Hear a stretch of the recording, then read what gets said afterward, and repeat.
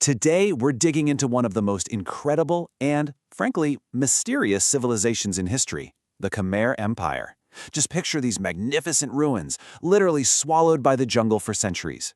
They tell a story of amazing genius, unbelievable power, and then a collapse that's still a bit of a puzzle. I mean, that's the big question, right? How does that even happen? At its absolute peak, the Khmer capital, Angkor, was the largest pre-industrial city in the entire world. We're talking about a sprawling metropolis with close to 1 million people. And then, poof, it was just gone. It's a mystery we're going to try and solve together. Just try to wrap your head around that. A massive city filled with these giant temples and some of the most advanced engineering of its time, completely taken back by nature. The silence that fell over Angkor must have been just as loud as the noise of 1 million people once was. But, to really get why it fell, we have to talk about its incredible rise. So, weirdly enough, our story kind of starts at the end. For hundreds of years, Angkor was pretty much a myth to the outside world. Then, in the 1800s, some Western explorers literally stumbled across these insane ruins, hidden deep in the Cambodian jungle. Their stories absolutely blew people's minds and kicked off this global obsession with a lost empire. Okay, so let's hit rewind, all the way back to the beginning. How did this absolute powerhouse even come to be? Well, it all kicked off with one seriously ambitious guy who had a vision to pull together all these scattered, warring kingdoms into one single, unstoppable force. You have to appreciate the sheer nerve of this moment. It's the year 802, and this man, Jayavarman II, stands up and declares himself the Chakravartin, the universal ruler. Now, this wasn't just some guy puffing his chest out. No, this was a massive political and religious statement that basically kicked off the entire Khmer Empire. And with that one declaration, everything changed. Jayavarman II created this powerful, centralized state that would end up running the show in mainland Southeast Asia for the next 600 years. He laid all the groundwork for an age of wealth, power, and art that was just off the charts. So, what was their secret weapon? How did they fuel this incredible growth? Well, the answer wasn't just about armies and weapons. It was water. The Khmer were absolute masters of hydraulic engineering. They literally built their empire on their ability to tame the monsoon season. And the key to this whole system was something called a barai. Now, don't picture a little pond. We are talking about colossal, man-made reservoirs. Some of them were miles long. These things were the heart of the whole operation, built to catch all that monsoon rain and save it for the dry season. Total genius. Okay, this is how their brilliant system worked, step by step.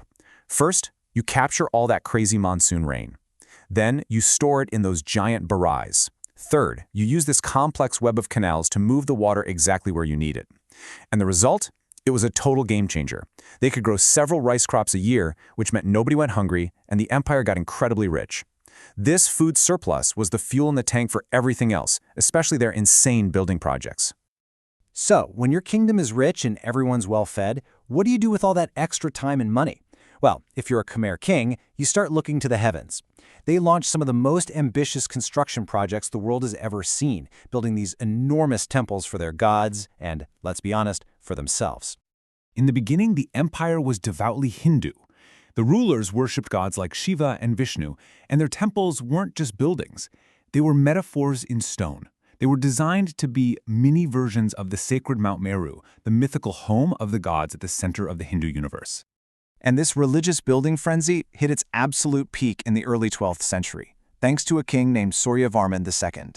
He was the one who ordered the construction of a temple that would become the crown jewel of Khmer architecture, a masterpiece for the god Vishnu. You've definitely heard of it, Angkor Wat.